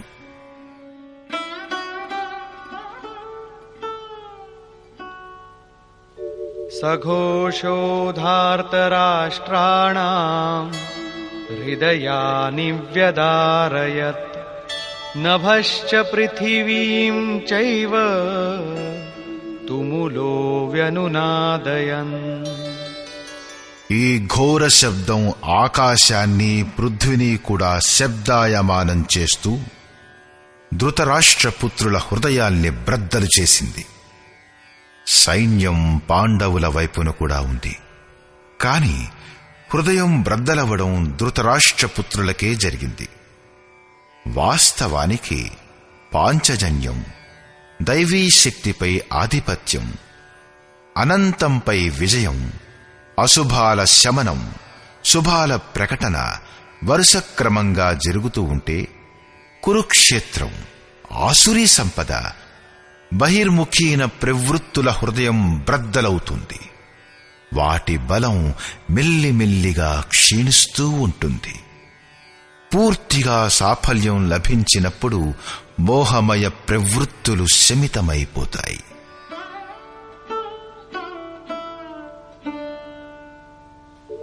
అథ వ్యవస్థితాన్ దృష్ట్వా ధార్తరాష్ట్రాన్ కపిధ్వజః ప్రవృత్తే శస్త్రసంపాతే ధనురుద్యమ్య పాండవః.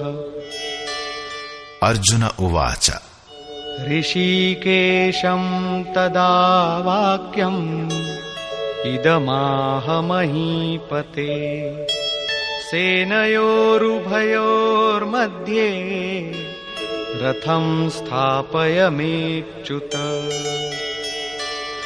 సంయమరూపుడైన సంజయుడు అజ్ఞానం చేత ఆవృత్తమైన మనస్సును ప్రబోధపరిచాడు.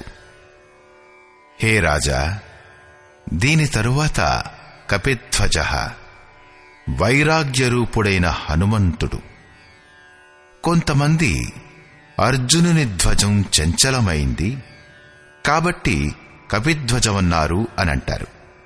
కాని అది సరికాదు.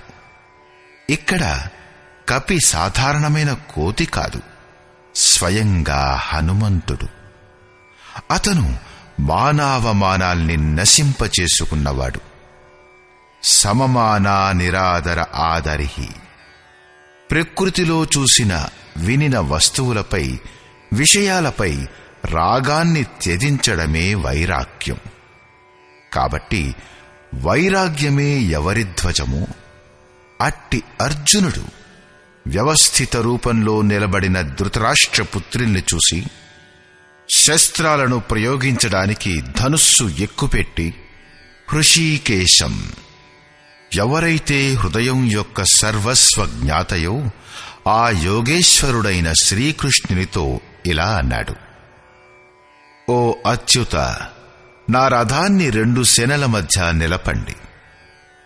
ఇది సారథికి ఇచ్చిన ఆదేశం కాదు, ఇష్టదేవునికి, సద్గురువుకు చేసిన ప్రార్థన.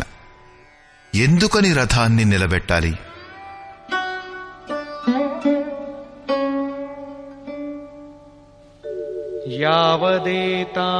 యావదేతాన్నిరీక్షేహం యోద్ధుకామానవస్థితాన్ కైర్మయా సహ యోద్ధవ్యం అస్మిన్ రణసముద్యమే. నేను ఇక్కడి స్థితులైన యుద్ధం చేయు కోరిక గలవారైన 50 మందిని చూసి, ఈ యుద్ధంలో నేను ఎవరితో యుద్ధం చేయడం యోగ్యమో నిశ్చయిస్తాను. ఈ యుద్ధమనే క్రియలో నేను ఎవరితో యుద్ధం చెయ్యాలి? యోత్స్యమానానవేక్షేహం య ఏతేత్ర సమాగతాః ధార్తరాష్ట్రస్య దుర్బుద్ధేర్ యుద్ధే ప్రియచికీర్షవః. దుర్మార్గుడైన దుర్యోధనుడికి యుద్ధంలో మంచి జరగాలనుకుంటూ ఏ రాజులైతే ఈ సేనలో చేరారో యుద్ధం చేసే కోరిక గల అటువంటి వారిని నేను చూస్తాను. అందుకై రథాన్ని నిలబెట్టండి. మోహరూపుడైన వారు దుర్యోధనాదులు. మోహమయ ప్రవృత్తుల మంచి కోరి ఏ రాజులు ఈ యుద్ధం చేయవచ్చారో వారిని నేను చూస్తాను.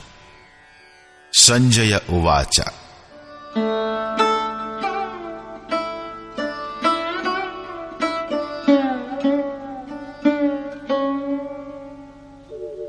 ఏవముక్తో ఋషికేశో గుడాకేశేన భారత సేనయోరుభయోర్మధ్యే స్థాపయిత్వా రథోత్తమం భీష్మద్రోణ ప్రముఖతః సర్వేషాం చ మహీక్షితాం ఉవాచ పార్థ పశ్యైతాన్ సమవేతాన్ కురూనితి.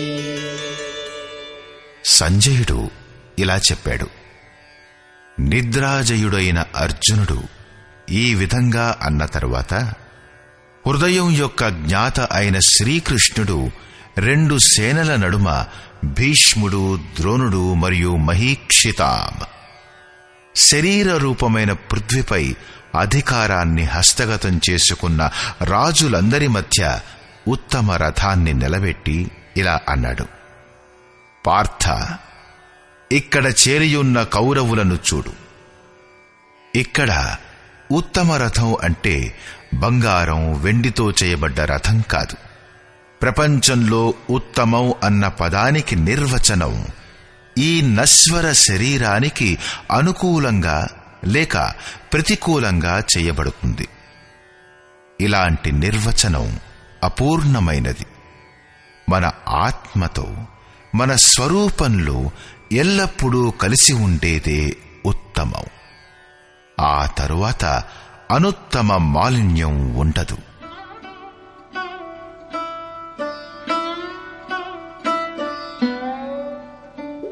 తత్రాపశ్యత్ స్థితాన్ పార్థః పితॄనథ పితామహాన్ ఆచార్యాన్ మాతులాన్ భ్రాతృన్ పుత్రాన్ పౌత్రాన్ సఖీంస్తథా శ్వశురాన్ సుహృదశ్చైవ సేనయోరుభయోరపి.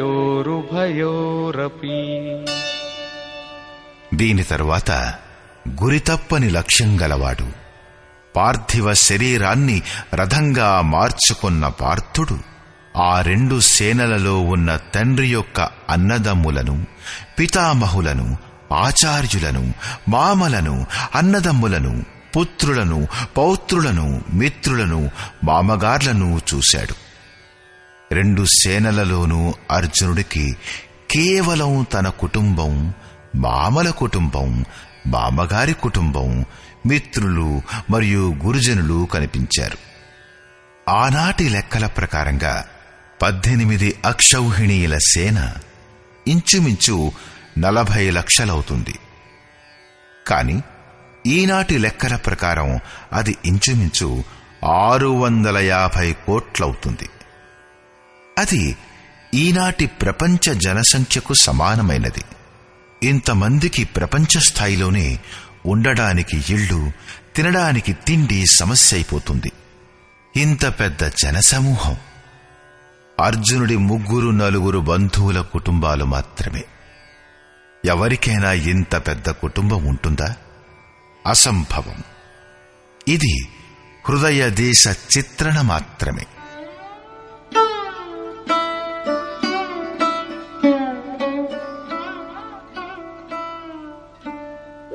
తాన్ సమీక్ష్య స కౌంతేయః సర్వాన్ బంధూనవస్థితాన్ కృపయా పరయావిష్టో విషీదన్నిదమబ్రవీత్. ఈ ప్రకారంగా నిలుచున్న బంధువులందరినీ చూసి అత్యంత కరుణతో నిండిన ఆ కుంతీపుత్రుడైన అర్జునుడు శోకపూరితుడైనాడు.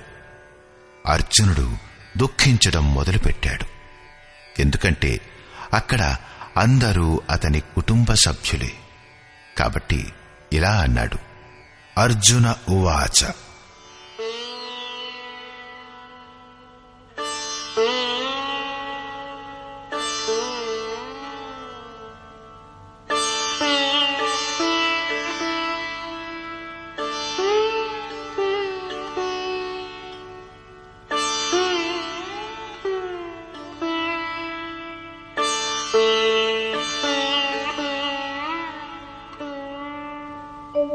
దృష్ట్వేమం స్వజనం కృష్ణ యుయుత్సుం సముపస్థితం సీదంతి మమ గాత్రాణి ముఖం చ పరిశుష్యతి వేపథుశ్చ శరీరే మే రోమహర్షశ్చ జాయతే.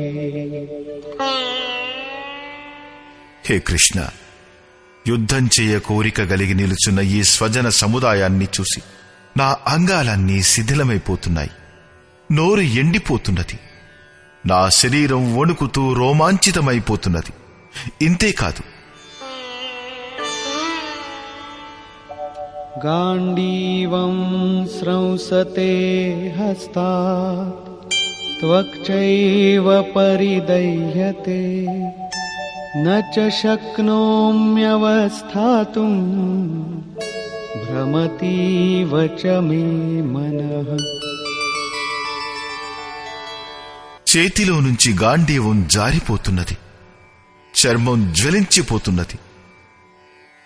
అర్జునుడికి జ్వరంలాగా వచ్చింది. ఇదేం యుద్ధం? ఇందులో అంతా స్వజనులే ఉన్నారని సంతాపం కలిగింది. అర్జునుడికి భ్రమ కలిగింది. అతను ఇలా అన్నాడు, ఇప్పుడు నిలబడటానికి కూడా అసమర్థుణ్ణైపోతున్నాను. ఇంకా ముందుకు చూడటానికి సామర్థ్యం లేదు. నిమిత్తాని చ పశ్యామి విపరీతాని కేశవ న చ శ్రేయోను పశ్యామి హత్వా స్వజనమాహవే. హే కేశవ, ఈ యుద్ధపు లక్షణాలు కూడా విపరీతంగానే కనిపిస్తున్నాయి.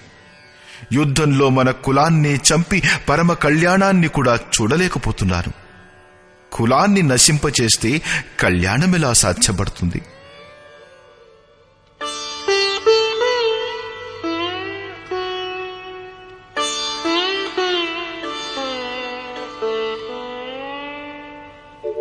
న కాంక్షే విజయం కృష్ణ న చ రాజ్యం సుఖాని చ కిన్నో రాజ్యేన గోవింద కిం భోగైర్జీవితేన వా. కుటుంబ సభ్యులందరూ యుద్ధం చేయడానికి సిద్ధంగా ఉన్నారు. వారిని చంపితే వచ్చే విజయం వలన లభించే రాజ్యం మరియు రాజ్యం వలన కలిగే సుఖం అర్జునుడికి అవసరం లేదు. అతను ఇలా అంటాడు, కృష్ణ, నేను విజయాన్ని కోరుకోవటం లేదు, రాజ్యాన్ని సుఖాన్ని కూడా కోరుకోవటం లేదు. గోవింద, మనకు రాజ్యం వలన సుఖాల వలన జీవితంలో ఏమిటి ప్రయోజనం? ఎందుకని? ఆ తర్వాత అర్జునుడు ఇలా అంటాడు,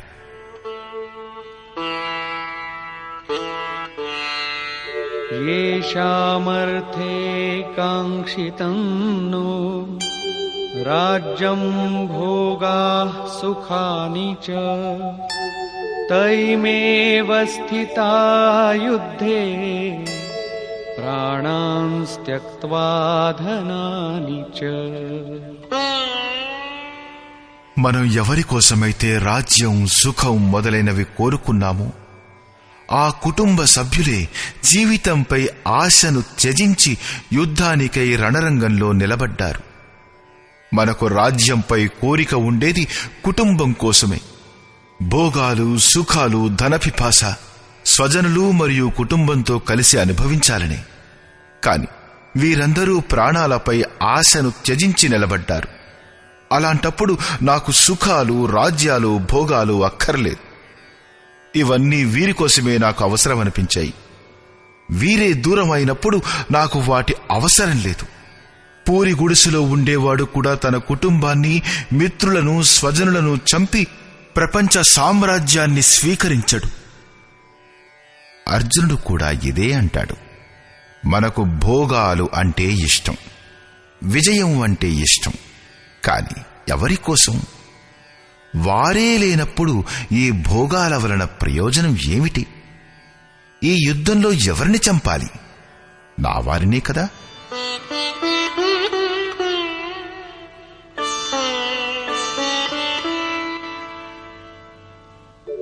ఆచార్యాః పితరః పుత్రాః తథైవ చ పితామహాః మాతులాః శ్వశురాః పౌత్రాః శాలాః సంబంధినస్తథా. ఈ యుద్ధంలో ఉన్న వారందరూ పెదనాన్నలు, చిన్నాన్నలు, కొడుకులు, తాతలు, మేనమామలు, మామగారులు, మనుమలు, బావమరుదులు, బంధువులే ఉన్నారు.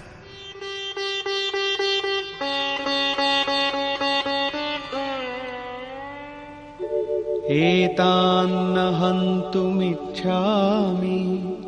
घ्नतोऽपि मधुसूदन अपि त्रैलोक्यराज्यस्य हेतोः किन्नु मही कृते.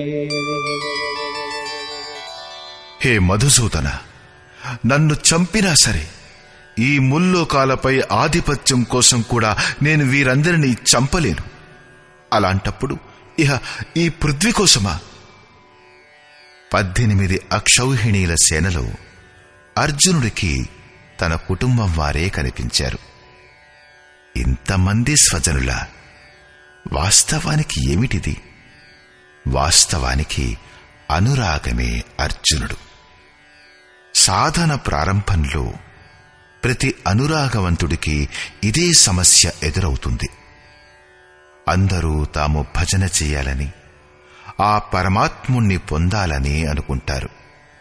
కాని ఎవరైనా అనుభవయుక్తుడైన సద్గురువు సంరక్షణలో ఎవరైనా అనురాగవంతుడు క్షేత్రజ్ఞుల సంఘర్షణను గురించి తాను ఎవరిని ఎదుర్కోవాలన్న విషయం అర్థం చేసుకున్నప్పుడు అతను హతాశుడైపోతాడు.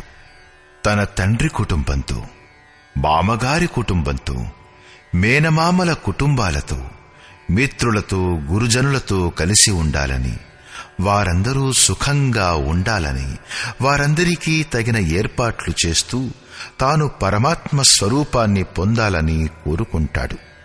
కాని ఆరాధనలో అగ్రేసరుడవ్వాలంటే కుటుంబాన్ని వదిలిపెట్టాలని, ఈ బంధువుల మోహాన్ని త్రెంచివేసుకోవాలని తెలుసుకున్నప్పుడు అతను వ్యాకుల పడిపోతాడు. పూజ్య గురు మహారాజుల వారు చెబుతూ ఉండేవారు, చావడము సాధువు అవడము సమానం అని. సాధువుకు ఈ సృష్టిలో ఎవరైనా ఉండవచ్చును, కాని తన ఇంటి వారంటూ ఎవ్వరూ ఉండరు. అలా కాకుండా ఎవరైనా ఉన్నట్లయితే వారిపై మమకారం ఉంటుంది. అలాంటప్పుడు మోహం పరిసమాప్తమెలా అవుతుంది? ఆ మమకారపు అస్తిత్వం నశింపజేసినప్పుడే విజయం ప్రాప్తిస్తుంది. ఈ సంబంధాల పరివ్యాప్తియే జగత్తు.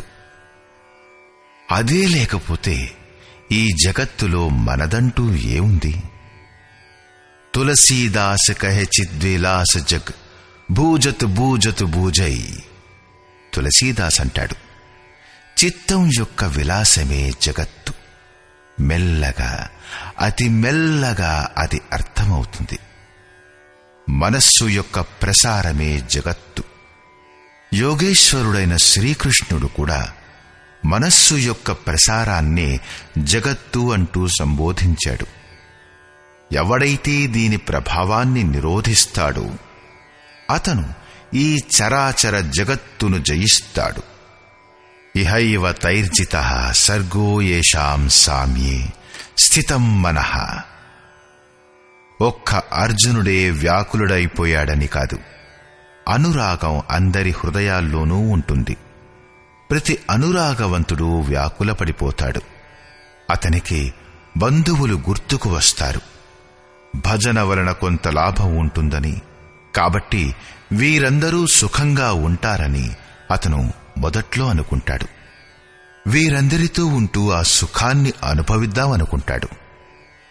ఎప్పుడైతే వీరే ఉండరో అప్పుడు ఆ సుఖాలని ఏం చెయ్యాలి? అర్జునుడి దృష్టి రాజ్య సుఖం వరకే నియమితమైపోయింది. అతను త్రిలోక సామ్రాజ్యమే సుఖానికి పరాకాష్ఠ అని అనుకుంటున్నాడు. ఇంతకు మించిన సత్యం కూడా ఒకటుంది. దానిని గురించి అర్జునుడికి ప్రస్తుతం తెలియదు.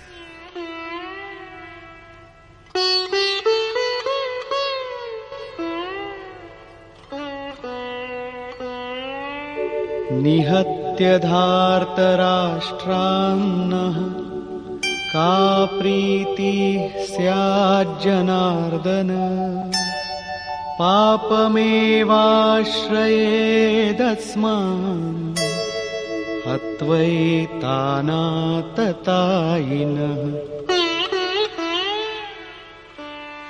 హే జనార్దన, ధృతరాష్ట్రుని పుత్రులను చంపితే మాకు ఆనందం ఎలా కలుగుతుంది?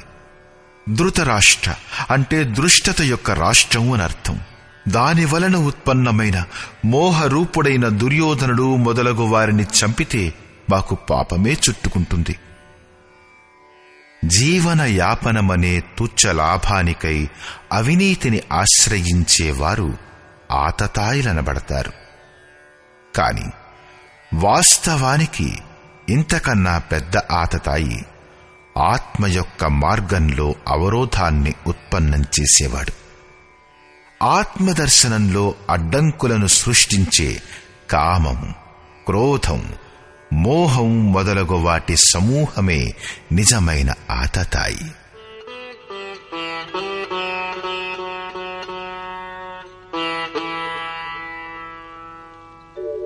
తస్మాన్నార్హా వయం హంతుం ధార్తరాష్ట్రాన్ స్వబాంధవాన్ స్వజనం హి కథం హత్వా సుఖినః స్యామ మాధవ.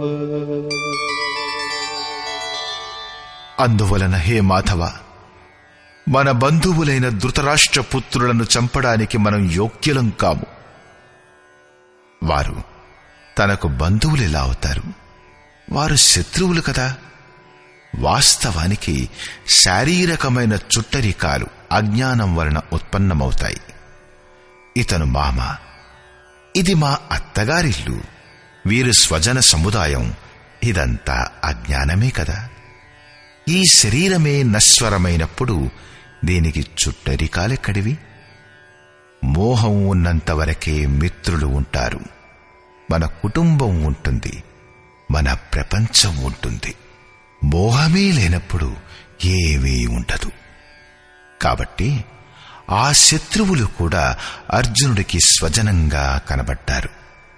అతను ఇలా అంటాడు, మా కుటుంబాన్ని చంపుకుని మేం ఎలా సుఖంగా ఉండగలం?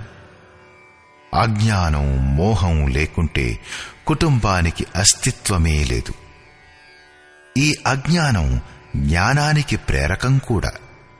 భర్తృహరి, తులసీదాస్ మొదలగు వారికి వైరాగ్య ప్రేరణ భార్యల వలన కలిగితే, మరికొందరు సవతి తల్లుల వ్యవహారంతో ఖిన్నులై వైరాగ్య పదంపై అగ్రేసరులవుతూ కనిపిస్తారు.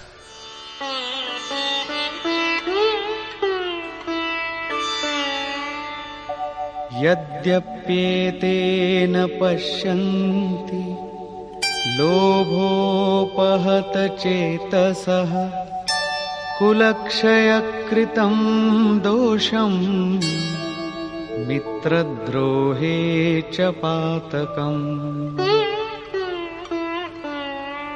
లోభం చేత భ్రష్ట చిత్తులైన వీరు కులనాశనమనే దోషాన్ని, మిత్రద్రోహమనే పాపాన్ని చూడలేకపోతున్నారు. అది వారి లోపం. అయినా గాని కథం న గేయమస్మాభిః పాపాదస్మాన్నివర్తితుం కులక్షయకృతం దోషం ప్రపశ్యద్భిర్జనార్దన. హే జనార్దన, కులనాశం వలన జరిగే దోషాలు తెలిసిన మనం ఈ పాపాన్ని ఆపడం గురించి ఎందుకు ఆలోచించకూడదు? నేనే పాపాన్ని చేస్తున్నానని కాదు, మీరు కూడా తప్పు చేయబోతున్నారు అని శ్రీకృష్ణునిపై ఆరోపణ చేస్తున్నాడు అర్జునుడు. ఇప్పుడతనికి తెలిసినంతవరకు తాను శ్రీకృష్ణుని కంటే తక్కువవాడు కాదు. ప్రతి కొత్త సాధకుడు సద్గురువు శరణులోకి వెళ్ళినప్పుడు ఇదే విధంగా తర్కిస్తాడు. తాను తెలివితేటలలో తక్కువని అనుకోడు. ఇదే విధంగా అర్జునుడు కూడా అంటాడు. వీళ్లకు తెలియకపోవచ్చు, కాని నేను మీరు అర్థం చేసుకోగలవారమే కదా. కులనాశనం యొక్క దోషాల గురించి మనం ఆలోచించాలి. కులనాశనంలో దోషం ఏమిటి? కులక్షయే ప్రణశ్యంతి కులధర్మాః సనాతనాః ధర్మే నష్టే కులం కృత్స్నం అధర్మోభిభవత్యుత. కులం నాశనం అవడం వలన సనాతనమైన కులధర్మం నశించిపోతుంది. అర్జునుడు కులధర్మాన్ని, కులాచారాలని సనాతన ధర్మం అనుకుంటున్నాడు. ధర్మం నాశనం అవడం వలన సంపూర్ణ కులాన్ని పాపం బాగా అణిచివేస్తుంది. అధర్మాభిభవాత్ కృష్ణ ప్రదుష్యంతి కులస్త్రియః స్త్రీషు దుష్టాసు ఆర్ష్ణేయ జాయతే వర్ణసంకరః. హే కృష్ణ, పాపం అధికంగా పెరగటం చేత కుల స్త్రీలు దూషితమైపోతారు. హే వార్ష్ణేయ, స్త్రీలు దూషితులవుతే వర్ణసంకరమవుతుంది. స్త్రీలు దూషితులవడం చేత వర్ణసంకరమవుతుందని అర్జునుని యొక్క అభిప్రాయం. కాని శ్రీకృష్ణుడు దానిని ఖండించి చెప్పాడు. నేను లేక నా స్వరూపంలో స్థితుడై ఉన్న మహాపురుషుడు ఆరాధనా క్రమంలో భ్రమను ఉత్పన్నం చేస్తే అప్పుడు వర్ణసంకరమవుతుంది. వర్ణసంకరం యొక్క దోషాల్ని అర్జునుడు వివరిస్తాడు.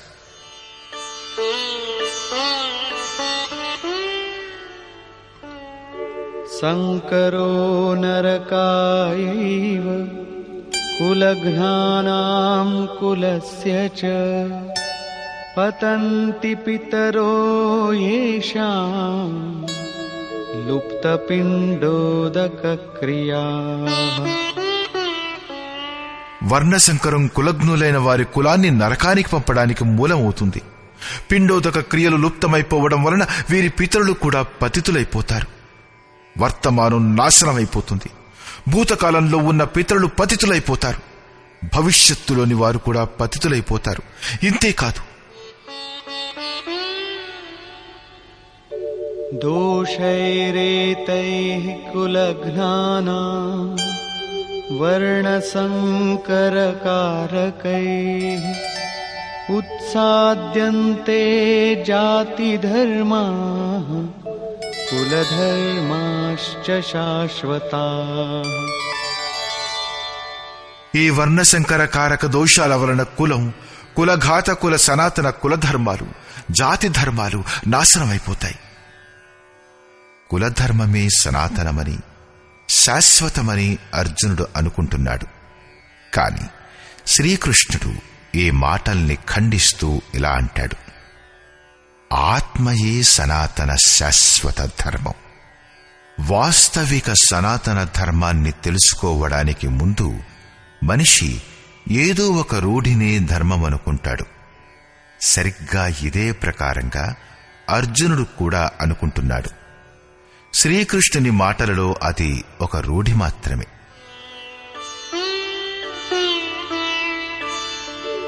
ఉత్సన్న కులధర్మాణాం మనుష్యాణాం జనార్దన నరకే నియతం వాసో భవతీత్యనుశుశ్రుమ.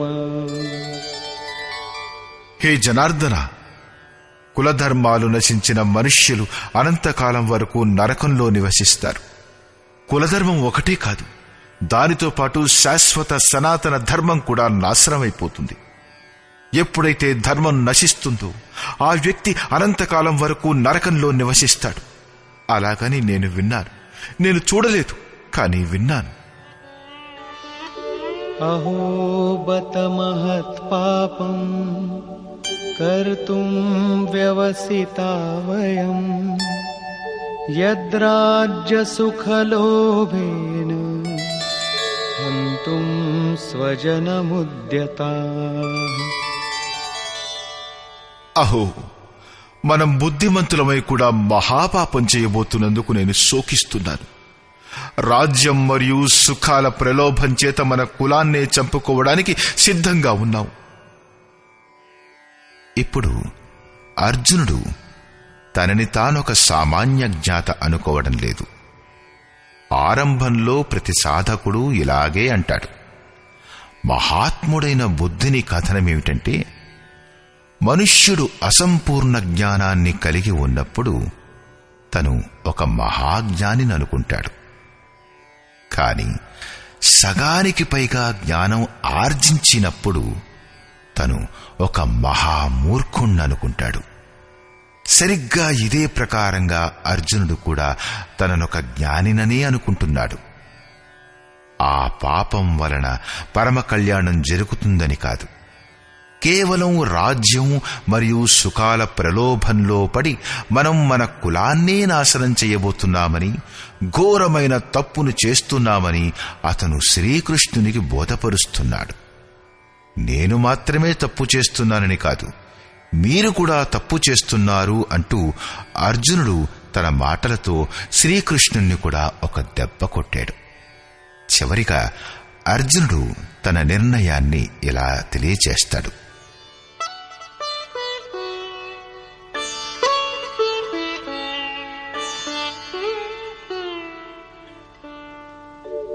యది మామప్రతీకారం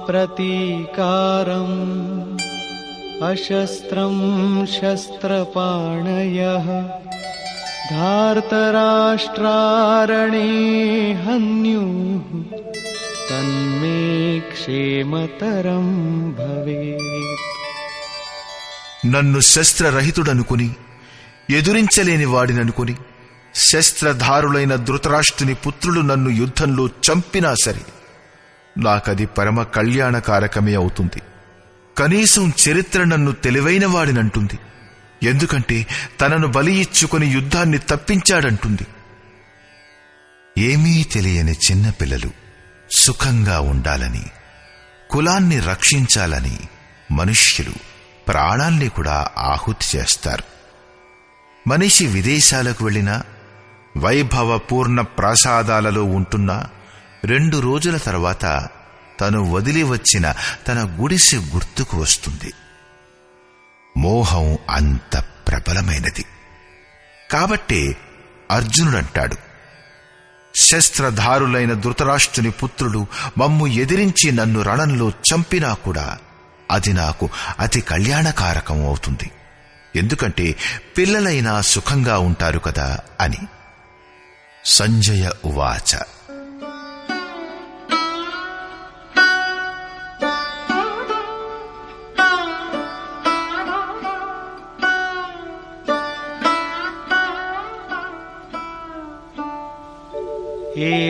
ఏవముక్త్వార్జునః సంఖ్యే రథోపస్థ ఉపావిశత్ విసృజ్య సశరం చాపం శోక సంవిఘ్నమానసః.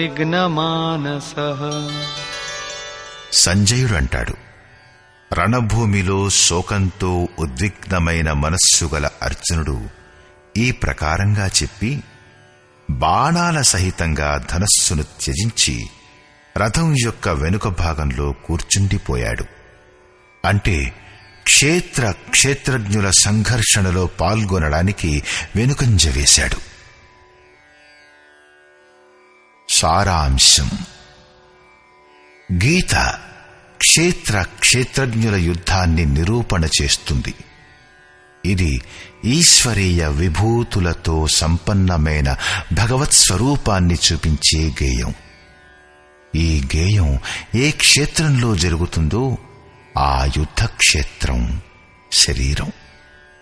దానిలో 2 ప్రవృత్తులున్నాయి: ధర్మక్షేత్రం మరియు కురుక్షేత్రం.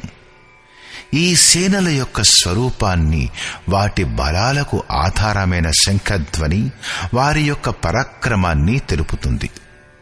తదనంతరం ఏ సేనతో యుద్ధం చెయ్యాలో దాని పరీక్ష జరిగింది. మొత్తం సేన 18 అక్షౌహిణీలు, అంటే రమారమి 650 కోట్లు.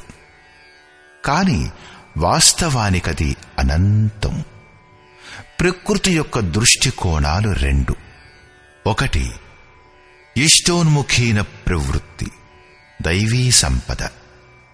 రెండవది బహిర్ముఖీన ప్రవృత్తి, ఆసురీ సంపద, రెండూ ప్రకృతికి సంబంధించినవే. ఒకటి ఇష్టదైవం వైపు ఉన్ముఖుల్ని చేస్తుంది, పరమధర్మ పరమాత్ముని వైపు తీసుకుని వెడుతుంది.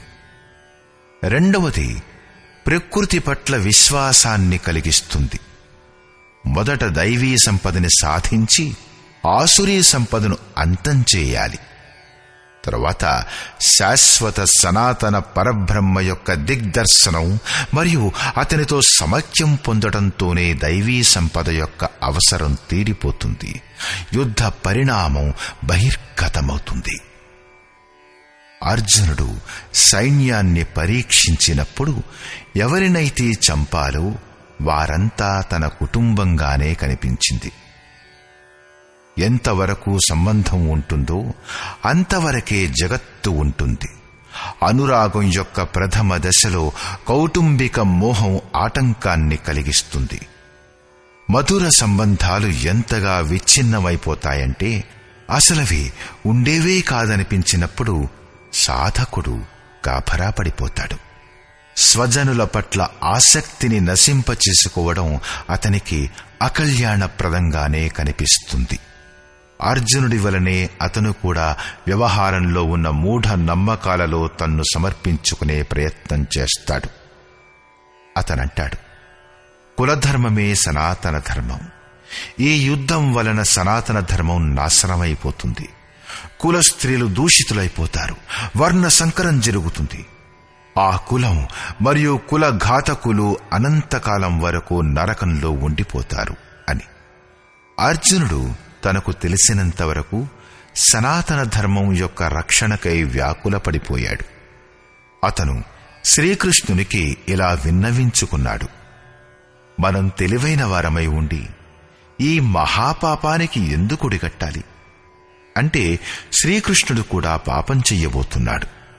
చిట్ట చివరికి పాపం నుంచి తప్పించుకునేందుకు నేనీ యుద్ధం చెయ్యను అంటూ హతాశుడైన అర్జునుడు రథం వెనుక భాగంలో కూర్చుండిపోయాడు. క్షేత్రజ్ఞుల సంఘర్షణ నుంచి తప్పుకున్నాడు. వ్యాఖ్యాకారులు ఈ అధ్యాయాన్ని అర్జున విషాదయోగం అన్నారు. అర్జునుడు అనురాగానికి ప్రతీక. సనాతన ధర్మం కోసం వ్యాకులపడే అనురాగవంతుడి విషాదం యోగానికి కారణమవుతుంది. ఇదే విషాదం మనువుకి కూడా అనుభవయోగ్యమైంది.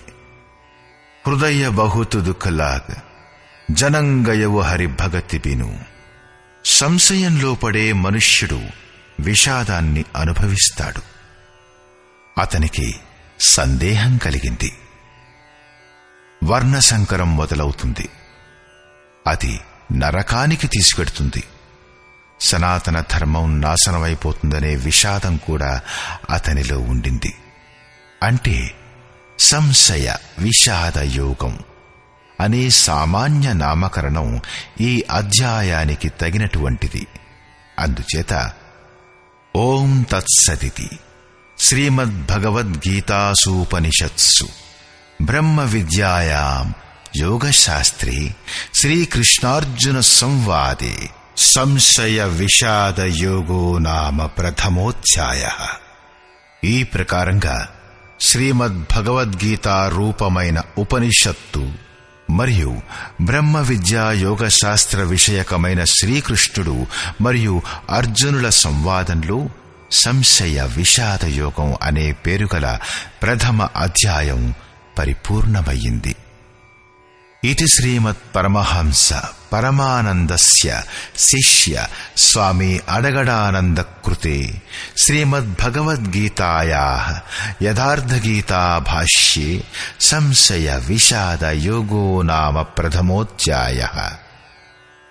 ఈ ప్రకారంగా శ్రీమత్ పరమహంస పరమానంద గారి యొక్క శిష్యుడు అడగడానంద గారిచే రచించబడిన శ్రీమద్భగవద్గీత యొక్క భాష్యం యథార్థ గీతలో సంశయ విషాదయోగమనే పేరుగల ప్రథమాధ్యాయం పూర్ణమయ్యింది.